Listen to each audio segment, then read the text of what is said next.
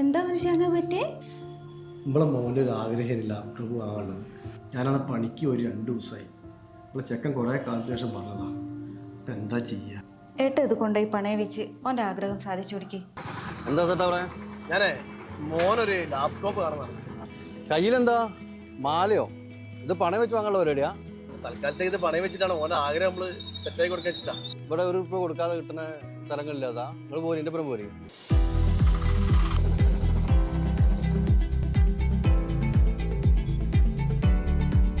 ഇത് കേടൊന്നാവില്ലല്ലോ അല്ലേ?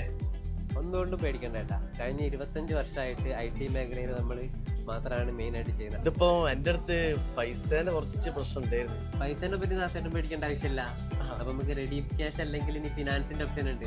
ബജാജ് ഫൈനാൻസിന്റെ ഉണ്ട്, HDFC ക്രെഡിറ്റ് കാർഡ്, അതുപോലുള്ള ഓപ്ഷനുകളൊക്കെ ഉണ്ട്.